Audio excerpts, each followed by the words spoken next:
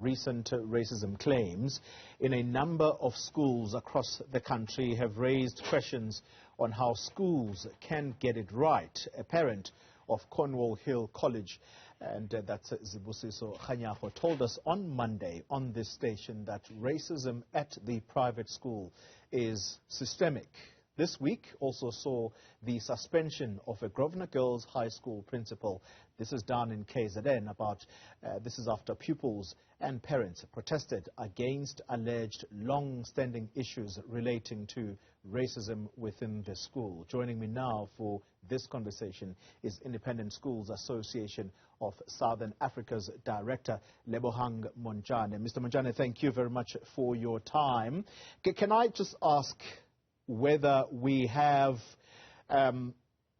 stories of schools that have dealt with issues of racism claims and have dealt with those successfully? Because it does seem that, at least on the face of it, the problem is becoming bigger and bigger. Are we getting it wrong? I think that really there are pockets of schools that are getting it wrong and are resisting change and inclusion. And I think that, but I must caution that, I think that we at ISASA, for our schools that have taken our recommendations and have done our courses, many of them are well ahead and see the necessity of inclusion and also take their constitutional duty of care for children very seriously. Yeah. All right. So those that are getting it wrong, what is it that they are doing versus what they should be trying to do in order to overcome this issue?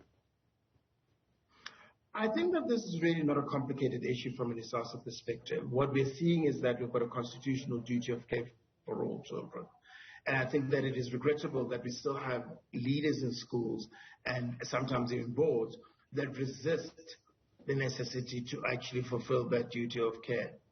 And I think that we need to also, as South Africa, understand that it is important that we not only need to make sure that children are looked after physically, but that the emotional care is also just as equally important.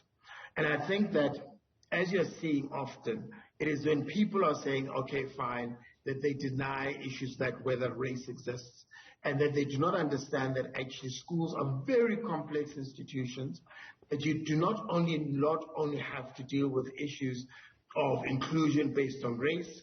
We need to look at issues of inclusion based on gender, irrespective of whether you're at a single sex or a co-ed school. We have to deal with issues of sexual identity, sexual orientation, and gender identities. This is where education is at this moment. And I think that people need to actually understand their duty to be ahead and make sure that we're looking after every child in our school.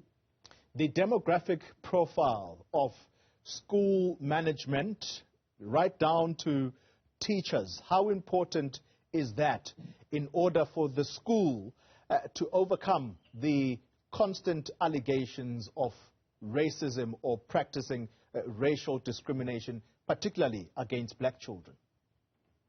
It is fundamentally important. And I think that that's something that we've made very clear at ISASA within our schools. You cannot say that you've got an all-white management team and believe that you do not actually are dealing with the issues within your school. As we tell our members, if you have an all-white leadership team, it means that you do not understand actually what is happening in the large part of your own population. And not only that, you need to make sure that the staff component is diverse and inclusive. And I think that that is fundamental, that in a majority black country, that needs to change, that you cannot have a monochrome staff room of, an only white staff room when your student population is diverse. I think that those days are gone. And also something that we push very hard for at ISASA is that it's important that African languages are given an equal status to all the other languages in terms of the teaching and learning. And I think that we really need to stop having these conversations and make sure that it is important actually that all schools are complying with their constitutional obligations. Even independent schools operate because they've got a license. They've got to register with the Provincial Department of Education. But it's important that provinces actually make sure that those schools that have been found to be in breach of their registration conditions are investigated and maybe even consider that those independent schools be shut down if they refuse to comply with their constitutional duties. And that's a very drastic move, Mr. Montjane, if it were to happen. And let me take this opportunity then, as we shut down the conversation, to ask you whether you are aware of the specific issues at Cornwall Hill College. I was just talking to someone from the South African Human Rights Commission who are investigating these racism claims, particularly stemming from that school. And they were mentioning to me that it would appear that the issues at that school are intractable. In other words, there is resistance to change. And they were saying that it may come about that if it does happen that they find against the school, it will be the first private school that would be found guilty of either practicing a culture of racism at the school. What would that mean? Because this school, as I understand it, would fall under your umbrella of independent schools. I think that is really, really regrettable. And I think that that is an example, as we're clearly seeing, that all schools have to take leadership on these issues. It really is regrettable to see black and white parents fighting each other, and that is then transmitted into the student population. And it is really important that we have leaders, both at board and school leadership positions, that understand their duty of care for all children.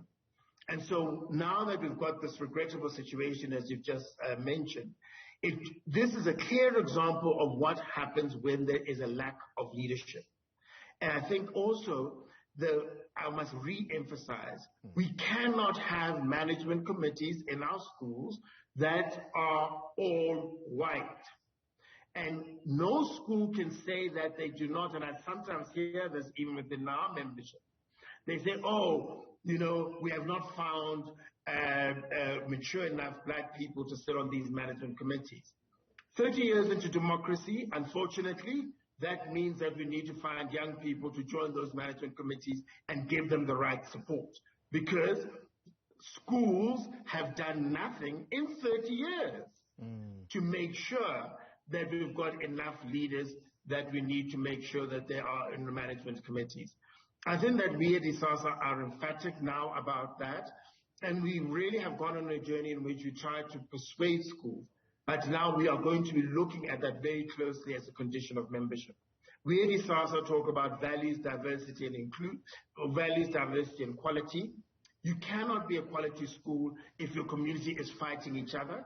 You cannot be a quality school if the values in your community are not consistent with the South African Constitution, which requires us all to do a redress for the wrongs of the past. All right. And I think that is for us is a fundamental question for us at our perspective. A lack of leadership and a lack of understanding of a constitutional duty is what results in what we have just spoken about.